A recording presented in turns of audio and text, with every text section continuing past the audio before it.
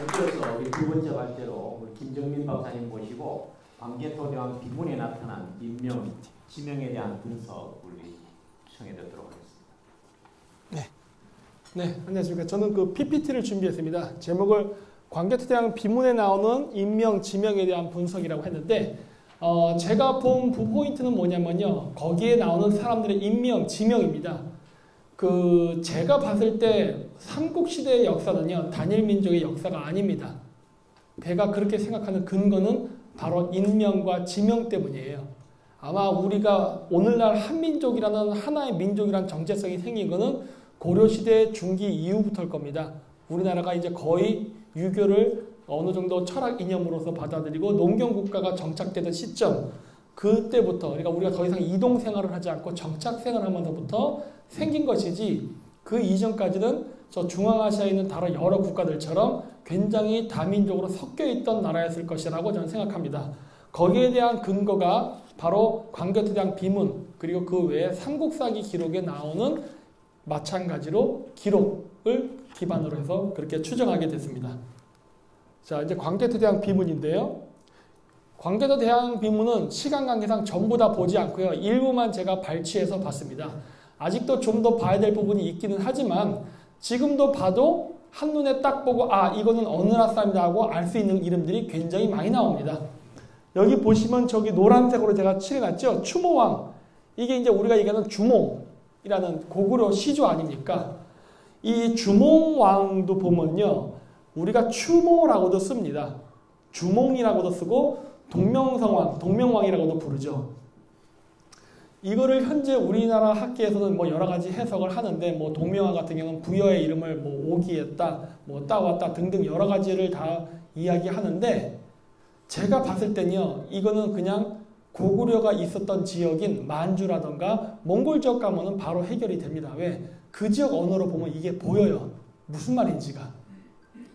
여기 제가 써놨지만 추모, 주몽, 중모, 도모 이런 식으로 한자로 그 고주몽을 뜻하는 한자가 이렇게 여러 가지로 표현되거든요. 뭐 합쳐서 뭐 동명성왕 이렇게도 표현이 돼요. 이거는 원래 무슨 발음이었을까를 역추적해보면요. 몽골의 남자 이름에서 알 수 있습니다. 몽골의 남자 이름 중에 철먼이라는 게 있어요. 저기 써놨을 겁니다. 왼쪽 밑에 철먼. 저 철먼이 뭐냐면은 바로 몽골의 남자의 이름이에요. 철몬. 이게 아마 주몽하고 같은 어원을 가질 것입니다. 왜 그러냐? 우리는 주몽이라고도 말하지만 추모라고도 얘기해요. 그럼 주몽과 추모는 무슨 관계일까요? 아마도 음차 문자일 겁니다. 그러다 보니까 주몽과 추모 두 개가 동시에 표기가 된 건데, 이것도 몽골의 남자 이름은 철몬을 보면 바로 알 수 있어요. 철몬의 애칭이 첨어입니다. 첨어. 주몽, 철몬, 추모, 첨어. 그럼 그 의미는 뭘까요? 금성이라는 소리예요. 별자리 중에. 동명왕 맞죠? 동쪽의 밝은 별. 한 번에 해석돼 버려요. 그래서 이게 주몽이라는 이름은 이게 몽골 이름이구나 라는 걸 알 수가 있어요. 네. 그 다음에 저기에 보면 부여라고 나오죠. 부여도 마찬가지로 한자 표기가 굉장히 여러 개가 나옵니다. 부여, 불여, 부루 뭐 등등 여러 가지 한자들이 또 나오는데, 이것도 무엇일까 하고 추정해서 찾아보다 보면은 늑대를 상징하는 말인 베르에서 나왔을 가능성이 높아요. 베르. 왜냐면 베르란 말은 왜 중요하냐면은 이 북방 민족에게 있어서 늑대는요 시조의 그 토템입니다. 그래서 아시나 전설이라는 것도 있고 한데 늑대 토템이 있어요. 그래서 늑대를 자기 민족의 시조신으로 여기는 그러한 전설이 있는데, 그래서 늑대의 후손, 늑대의 후예 이런 말을 굉장히 많이 좋아합니다. 그쪽 사람들은. 그래서 아마 부여라는 이름은 바로 거기서 왔을 가능성이 있고, 그게 현재 그 바이카로스 서쪽에 사는 부리야트족하고 부여가 같지 않을까라고 저는 추정을 하고 있습니다. 왜 그러냐면은 그건 좀 이따 천문학 쪽에서 제가 이야기할 거예요. 근데 일단 비교 우문학적으로 봤을 때도 맞을 수 있는 이유가 야트라고 붙은 거는요 복수형입니다. 그 부리야트 민족의 명칭, 그러니까 민족 명칭은 부리까지예요. 부리. 부여, 불여, 보루 이런 것처럼 부리까지가 민족 명칭이고, 뒤에 야트가 붙은 거는 복수형입니다. 한국말의 들. 그러니까 부리들, 그걸 부리야트라고 부르는 거예요. 왜냐면은 그 투르크계, 그다음 몽골계 언어에서는요 복수형이 되면은 민족 명칭이 됩니다. 그 영어에서도 마찬가지죠. 스키타이를 스키샨스하고 S가 붙으면은 스키타이족하고 민족화됩니다. 똑같아요. 그리고 부리아트족에게는 4개의 그 방계 부족이 있습니다. 그게 볼가드, 코리, 예하리드, 훈고도르라고 해서 4개의 부족이 있어요. 그 중에 부리아트족의 한 일파였던 코리가 우리가 오늘날 얘기하는 부여로부터 갈라져 나온 고구려, 즉 고려가 아닐까라고 저는 추정해요. 그래서 부여에서는 마가, 우가, 구가, 저가로 4개로 이렇게 나누어서 관리했다는데 공교롭게도 부리아트족도 4개로 관리했던 그러한 전통이 있습니다. 요거는 제가 그 지도 교수님인데 요 왼쪽에 안경 쓰신 분이 부리아트족 출신이에요. 그래갖고 제가 그 교수님 생일 때 술 마시면서 이렇게 얘기할 때 제가 솔롱고스, 한국에서 온 사람이다 했더니 너는 그러면 부리아트의 코리족 출신이다라고 얘기하더라고요. 왜요? 그랬더니 원래 너희 솔롱고스는 원래 부리아트 코리족 출신이 오늘날 그렇게 솔롱고스, 즉 고려라고 불리게 되었다라고 이야기를 해주더라고요. 네. 그래서 몽골 사람들 그런 식으로 흔히 얘기를 해요.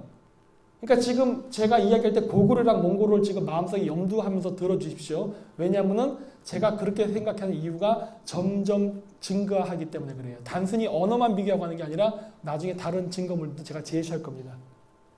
자, 그래서 이렇게 늑대를 굉장히 중시 여깁니다. 이렇게 투르크 하면 항상 저렇게 맨 오른쪽에 이제 터키 사람들이 저희 탱글이라서는 그 투르크 탄가 문자예요. 탱그리의 자손 할 때는 꼭 늑대의 자손이라는 의미로 저기 늑대를 그리는 저러한 경향이 있습니다.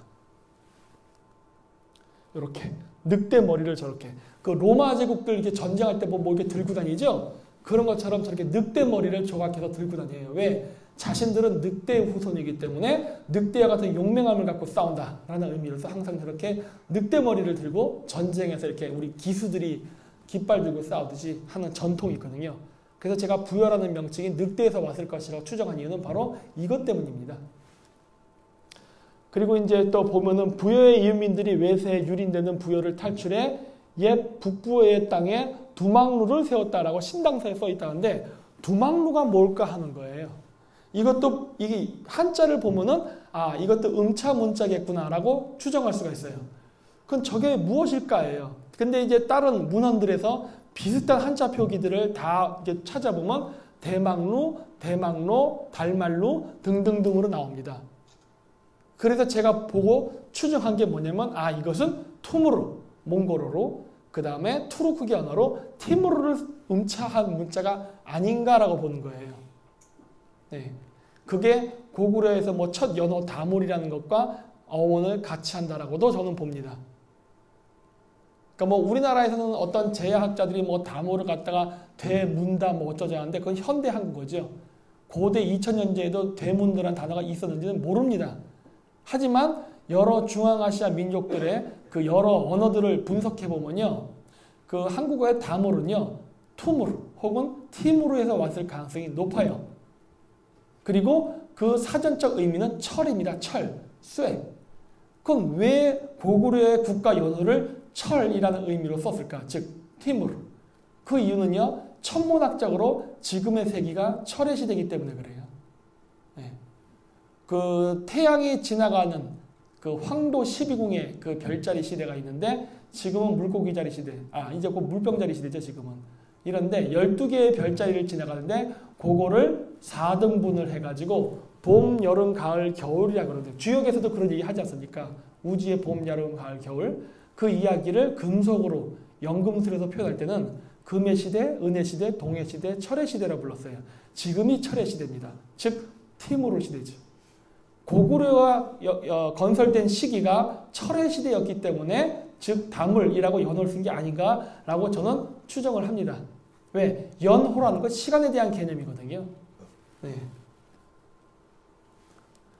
그리고 또 여기 보면 비류곡의 홀본이라는 데가 있었다는데 이 비류는 아까 얘기했듯이 부여, 불여, 부루 이런 것과 같은 그 유사 단어라고 보고 곡이라는 것은 몽골이나 그 다음에 그 중앙아시아도 많습니다만 골이라는 단어와 관계가 있을 겁니다. 골. 골이라는 건 뭐냐면 그냥 한국말로 하면 골짜기예요. 골짜기. 예. 근데 이 골이라는 거를 바로 어느 특정 지역에 그 이름으로도 썼습니다. 왜냐면은 그 골짜기의 마을이 옛날 때도 형성됐지 않습니까? 시골에도. 그러니까 비류 꼴이에요, 꼴, 마을. 그래서 지금도 보면 몽골에도 골이란 이름이 들어간 지명이 굉장히 많이 남아있죠. 네. 그리고 홀본이라는 단어는 아마도 제가 봤을 때 졸본이랑 같은 단어였을 가능성이 매우 높습니다. 이 홀본, 즉 기역으로 희역으로 발음되는 걸 왜 제가 졸본과 같다라고 보냐? 그 고구려의 최초의 수도였던 홀승골을 홀본이라고도 쓰고 졸본이라도 쓰고 골본이라고도 씁니다.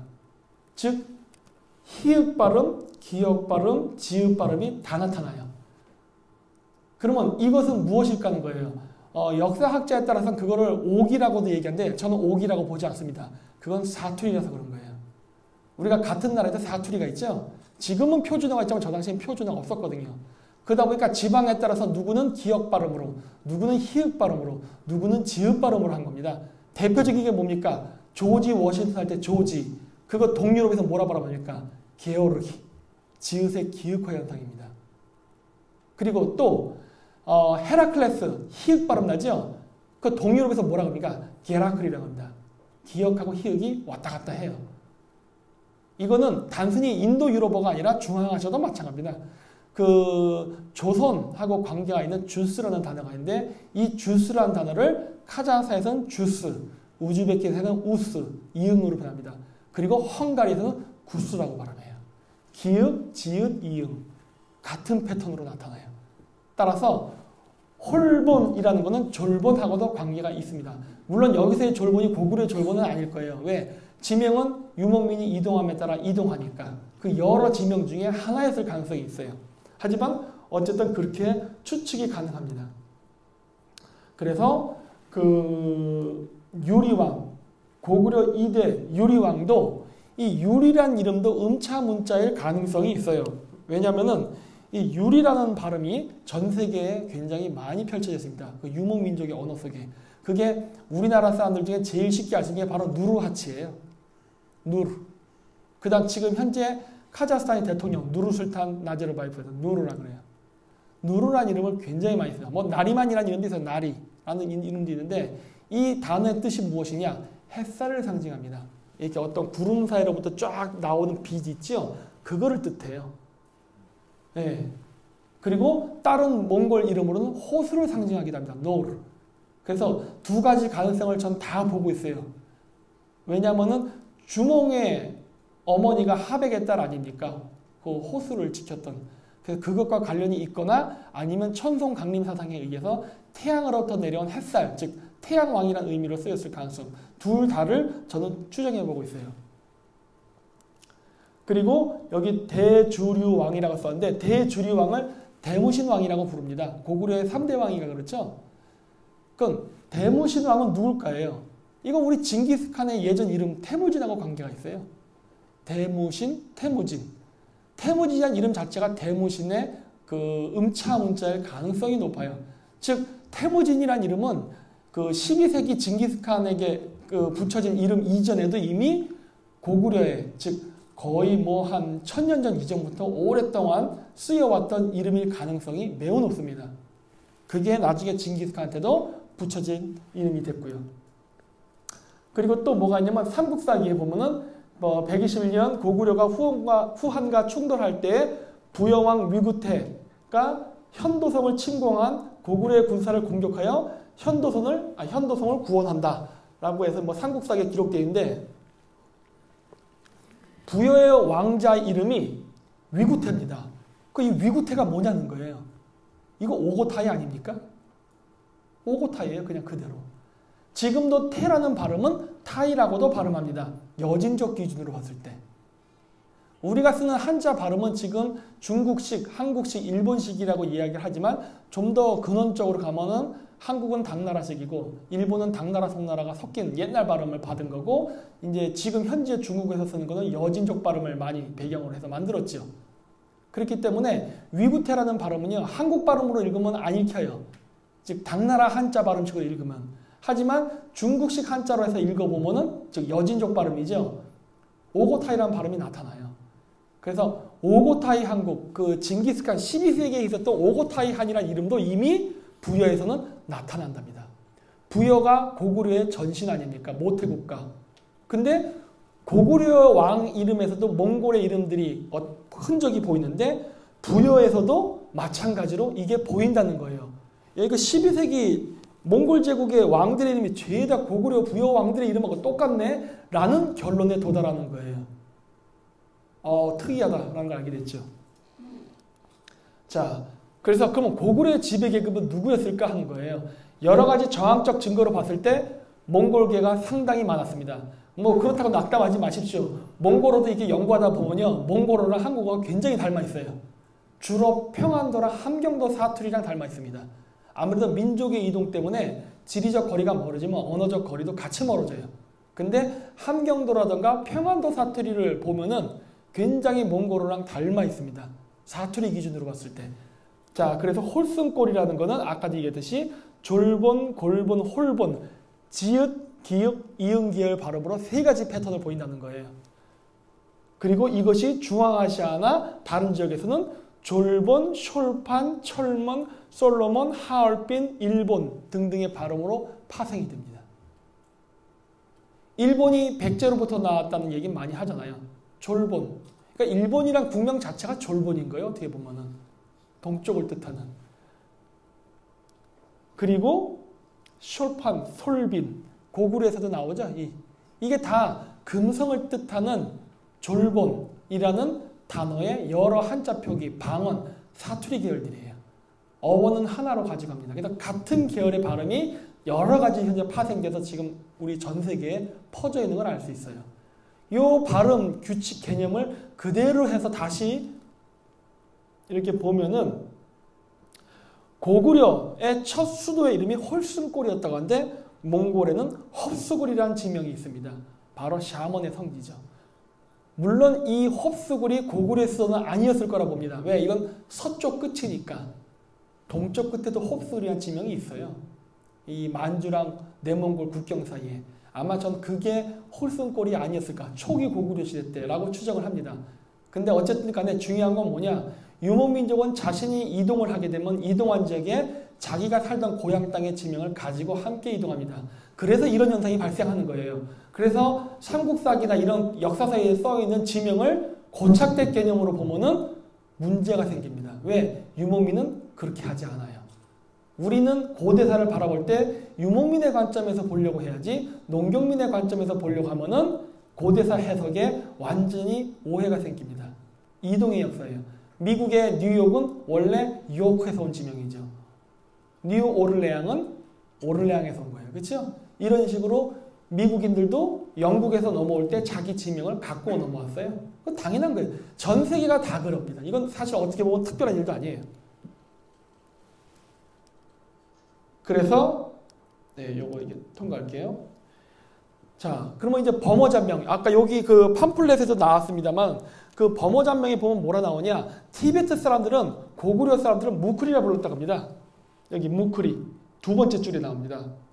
그리고 또 흥미로운 건 주장국. 우리가 보통 유연이라고 부르는 나라인데 그 유연국들의 왕들의 성씨가요. 무크리예요. 목골려라고도 하는데 무크리입니다. 모질이라고도 부르는데 기역이 지역으로 변하니까 그거는 참조해 주십시오. 그런데 그 몽골 사람들이라는 그 지명은 없었어요. 인명도 없었고. 그러니까 문헌상으로 봤을 때 가장 오래된 그 몽골의 가장 비슷한 발음은요. 고구려예요. 티베트 사람들이 고구려 사람들을 불렀던 모쿠리라는 이름이 처음입니다. 그리고 나서 12세기에 징기스칸이 자신을 이끌던 무리를 몽골하고 이름을 지은 거예요. 그래서 제가 추정해 봤을 때 아마도 오늘날 민족 이름이 몽골이라는 이름은 고구려의 명칭에서 왔을 가능성이 매우 높습니다. 그리고 아까도 얘기했죠. 부여왕, 고구려 왕들의 이름이 실질적으로 12세기 몽골 제국의 왕들의 이름에서도 나타난다. 그리고 요거 위쪽에 있는 지도는 뭐냐면 이게 지금 중앙아시아 역사책에 나오는 그 사진의 지도의 일부입니다. 여기 보면은 모콜리스탄이라 써놨어요. 스탄이라는 건 땅이에요. 페르시아어로. 그러니까 땅. 누구의 땅? 모쿠리의 땅, 모골리스탄이라는 소리예요.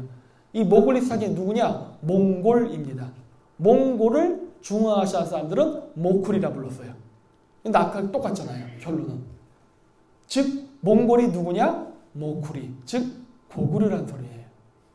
우리가 아는 고구려와 지금 인명, 지명으로 보는 고구려의 위치는 굉장히 달라요. 많이 비켜가 있네. 아니면 영역이 더 확장되어 있나?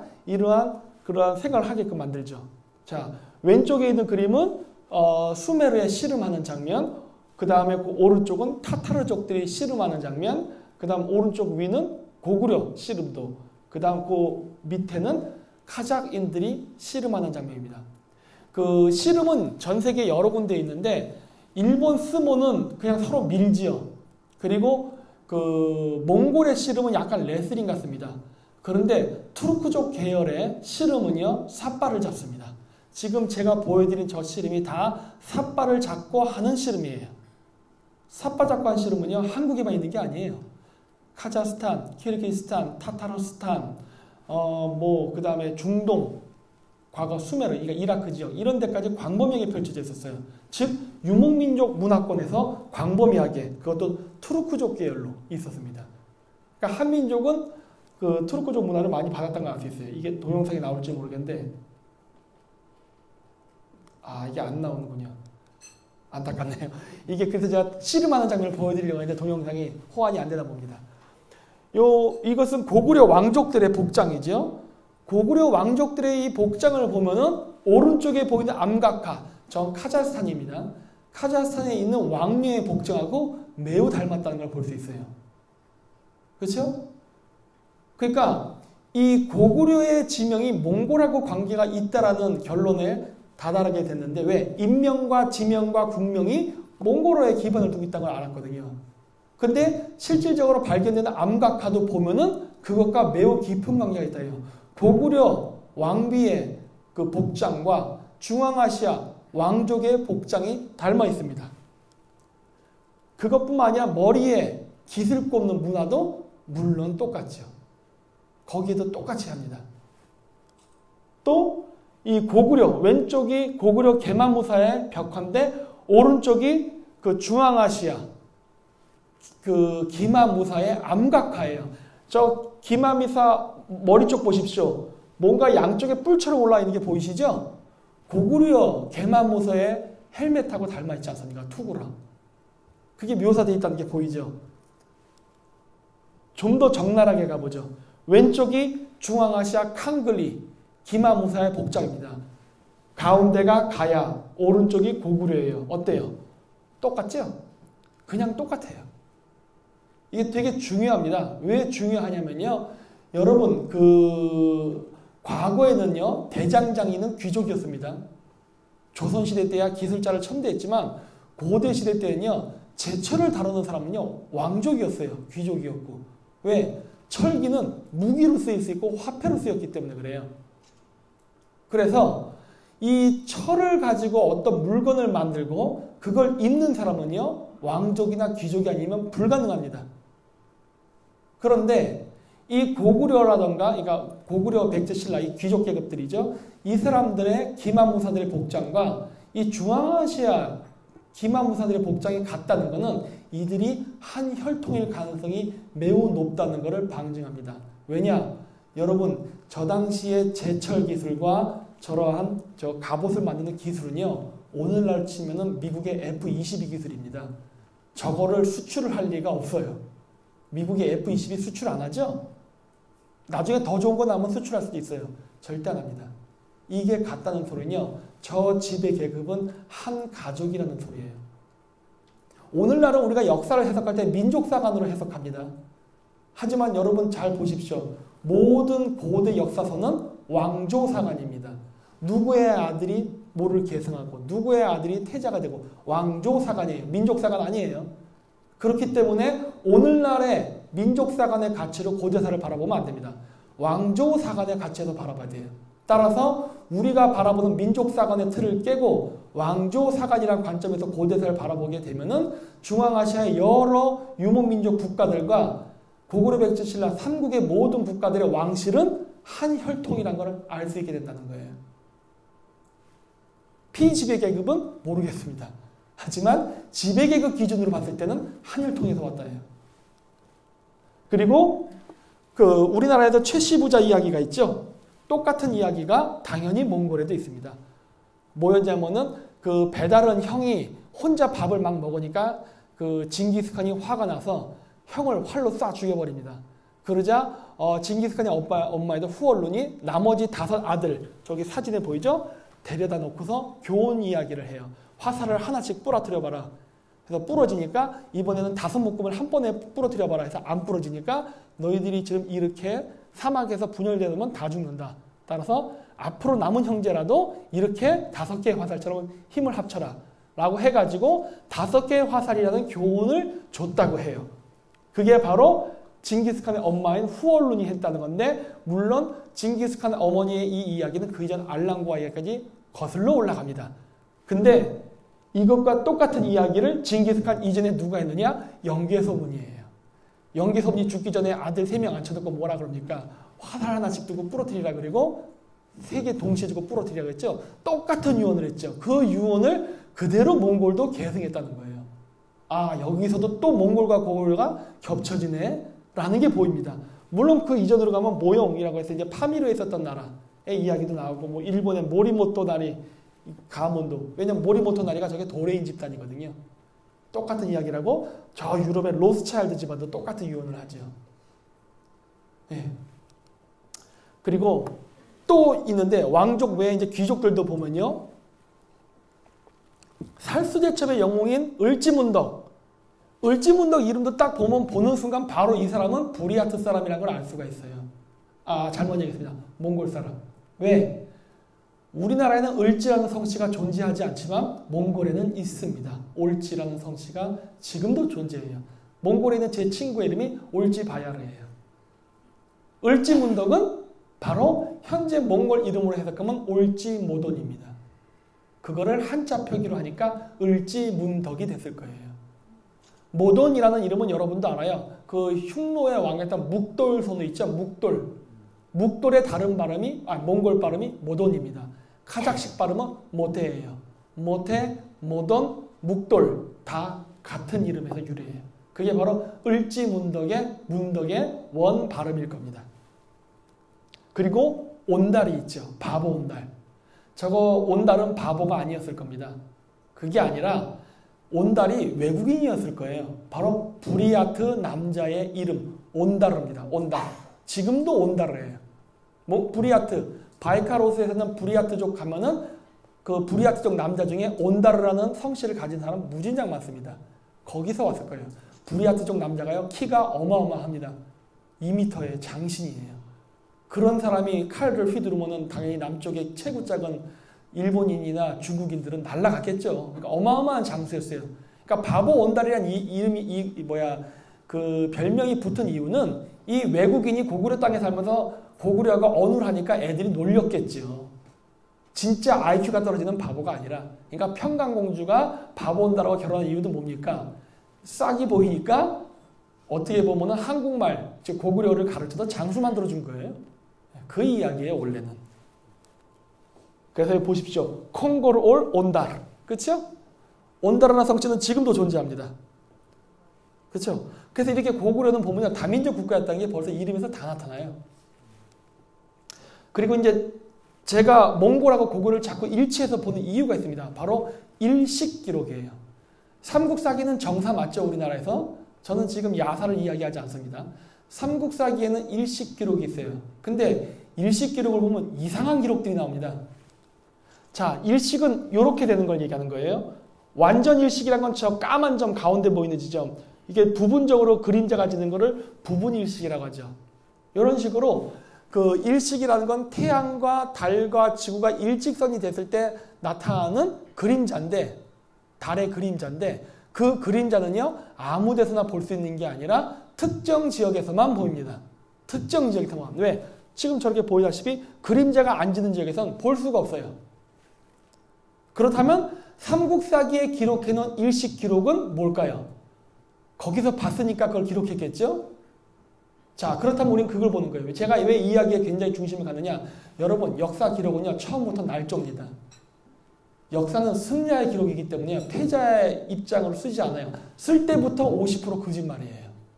물론 그 왕조가 패망하면은 새로운 왕조가 그 날조를 또 날조해버리고 그 후기 왕조가 또 날조해 나중엔 진실이 뭔지 알 수 없게 돼요. 근데 고대인들이 고치지 않은 기록은 바로 천문 기록이 유일합니다. 왜? 천문 기록은 누구랑 싸워서 이겼다, 누구를 목을 쳤다 이런 기록이 아니거든요. 언제 그림자가 졌다 이것뿐이에요. 그러다 보니까 내떴습니다. 근데 오늘날 최첨단 과학기술 때문에 이 일식 기록이 어마어마한 진실을 알려줘요. 자, 요거는 러시아 미르호에서 찍은 일식이 생기는 그림자예요. 보시면 딱 특정 부분만 딱 그림자가 보이는 걸 보실 수 있을 거예요. 삼국사기에 보면은 일식 기록이 저렇게 쫙 표기가 됩니다. 이게 신라 위주로 써서 그런지 몰라도 고구려의 일식 기록은 좀 적어요. 신라께 가장 많습니다. 근데 요거는 미국에 있는 나사 천문 프로그램이에요. 여러분들이 직접 인터넷 들어가서 보셔도 얼마든지 검색할 수 있습니다. 네? 빨리. 네. 그래서 여기 보시면 이런 식으로 일식 기록을 볼 수가 있는데 그 일식 기록에 보면 고구려 천문대 위치가요. 바이카로스로 나타납니다. 이거는 저도 어떻게 설명을 못해요. 왜? 이거는 컴퓨터가 그렇다고 얘기하는 거니까. 고구려가 모쿠리, 몽골로 연결되어 있고 고구려 왕족, 귀족들의 이름이 몽골, 부리아트족 이름하고 연결이 됐다라고 얘기했죠. 근데 삼국사기에서 나타난 일식의 기록이 몽골 땅입니다. 어떻게 설명할 겁니까? 방법이 없어요. 그리고 유적, 유물이 나타났죠. 복식, 그 다음에 암각화, 위치 다 저쪽이죠. 그건 맞네? 이렇게 되는 거예요. 그렇죠? 이건 앞으로 우리나라 학계에서도 좀 고민해봐야 될 부분일 겁니다. 굉장히 머리가 아파져요. 고구려 백제 신라가 중원 땅에 있었어요. 네, 그래서 이러한 것들을 제가 발견돼서 앞으로 우리나라 학계에서도 좀 한번 봤으면 하는 바람입니다. 감사합니다.